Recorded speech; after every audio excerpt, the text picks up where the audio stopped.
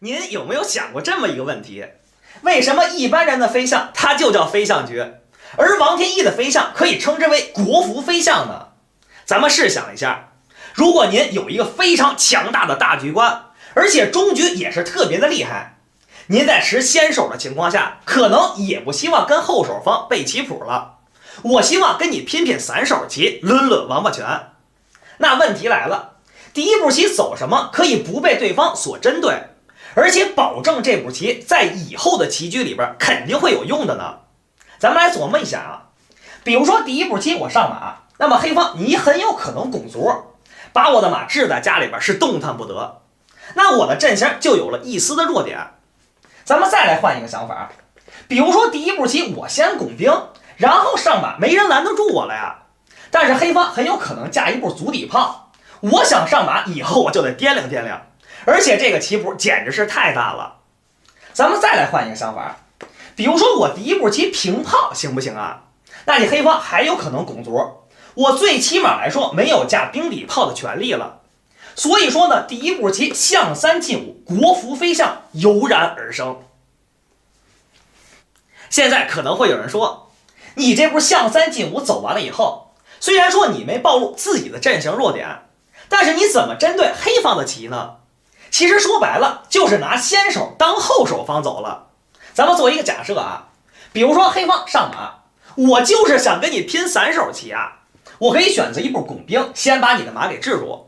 那黑方不乐意，比如说黑方我改了，我改一个仙人指路，那红方照葫芦画瓢啊，我就架一个兵底炮，就想跟你针锋相对。比如说黑方我急眼了，我架一个中炮，我看你怎么走。那红方踏踏实实跳屏风马呗。红方上马，黑方上马，红方出车，黑方出车，红方跳一个曲头屏风马，就是中间多了一个象而已啊。比如说黑方拱卒，那么红方拱兵，黑方套后炮，红方上外马封车，黑方跳边马，红方拉横车，我永远都比你快一步棋。那这么走的话，红方完全可以立于不败之地呀。随着时间的推移，布局的发展，红方你老拿象三进五这招棋来欺负我。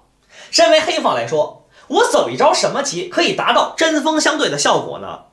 如果真有这么一招棋，那平炮视角这招棋当之无愧。说这步视角炮到底有什么作用呢？咱们举一个小例子来说明这件事情。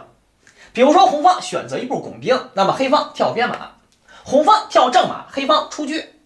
现在视角炮第一个作用已经显现出来了，就是给自己的一路车腾了一个道，自己的车出的那是相当的快呀。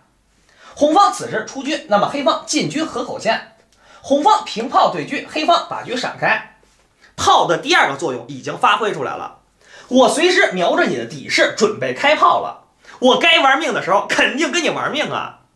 比如说红方平炮，那么黑方上马，红方上马，黑方拱卒，红方出车，黑方出车。咱们此时简单的看一眼盘面，黑方的阵型那是相当的协调啊，补象以后基本上是子子生根，所以说这步平炮相当的符合棋理呀。可能大家有这么一个疑虑，为什么红方象三进五以后，黑方平炮视角成为了主流的布局呢？它的战略意义究竟是什么呢？咱们来举一个小例子来说明这件事情。比如说红方上边马，意图那是相当的明显，就是想跟你拼拼散手棋啊。当时黑方丝毫都不怂，选择了一步跳正马，红方拉横车，黑方出直车，红方平车站位。当时黑方一看，既然你红方连一个正马都没有，干脆我平一步中炮，表明了自己反击的态度。红方一看，现在我跳正马不行啊，我的炮还在你嘴里边，所以先选择一步平炮。黑方上正马，红方补士，黑方出车。现在红方依然是相当的痛苦，跳正马又来不及了，我另外一个炮也在你嘴里边，干脆跳一步边马再说吧。当时黑方那是相当的开心啊，你跳了两个大边马，你的中路谁管着呢？直接走了一步卒五进一，准备中路强行突破。红方也是针锋相对，选择了一步进车过河，我叼住你两个卒，何乐而不为呢？当时黑方率先发难，进炮。这步棋一走呢，意图相当的明显，切断你双向之间的联系，你的中象和底象就成为了阵型的弱点。如果现在红方执迷不悟的话，选择一步拱边兵，那么黑方有什么进攻手段呢？很显然，卒五进一是一个，准备中路强行突破。你的中象没有根呀，你是不敢冲我的。咱们再来换一个想法，其实现在黑方平炮也是可以的，以后沉底炮就有了天地炮的攻势，所以要是这么走的话，黑方大优无疑呀。咱们通过刚才的小例子就会得知，黑方平炮以后进炮 C 向腰，这手棋简直是太厉害了。身为红方来说，你不防肯定是不行的。咱们再来思考一个新的问题，比如说红方第一步棋象3进5以后，你的阵型是不是丝毫的弱点都没有呢？其实细细一琢磨，好像不是这么回事啊。以后你这个士补哪个比较合适呢？很显然，你补一个士6进5肯定是不咋地，上来你就暴露了自己花式象的弱点。咱们都知道，花式象那是相当的怕炮啊，所以红方肯定不乐意，大概率会补一个士4进5。也就是说，你上来第一步棋就暴露了自己以后将门的方向。以后棋盘的右侧，我想办法让它变成主战场。所以说，这步平炮显得相当的符合棋理呀。咱们既然有了以上的想法，怎么才能让棋盘的右侧成为主战场呢？咱们来举一个小例子来说明这件事情。红方象3进5，那么黑方平炮，红方跳边马，还是想跟黑方抡抡散手棋啊。黑方也是针锋相对，拱边卒。你想拼散手棋，咱们就来呗，拱一步边卒，先把你的马给制住。当时红方平炮，意图很明显，准备出车了。那么黑方跳边马，红方出车，黑方拉横车，红方跳拐角马。很显然，这步拐角马一跳呢，成为了自己阵型的弱点。黑方能不能平车先手捉你的马呢？其实细细一琢磨，操之过急了。如果我先把车平过来，以后我就不能飞象7进5了。我要是飞象3进5，自己的阵型都不协调了，边马谁管呀？所以先飞一步象7进5再说。红方选择一步平炮，意图是准备迅速的出车。黑方实施自己的计划，平车先手捉你的马。本来棋盘的右侧，红方就已经岌岌可危了，红方依然选择了一步上马，现在就剩自己一个单车跟这防守了。当时黑方选择一步上马，那么红方出车，黑方出车。问题还是在红方这里，这个车是拉不起来的，黑方随时有炮击抵士的可能性，那可受不了。所以情急之下，赶紧选择了一步补士。黑方把炮往下一点，以后准备炮击中象带将军，那车可就不保了。当时红方也是左思右想啊，我瘪回去肯定是不乐意啊，干脆平内车跟你掐了再说吧。可别忘了，棋盘的右侧黑方有2个车啊，所以非常开心，直接给你对掉。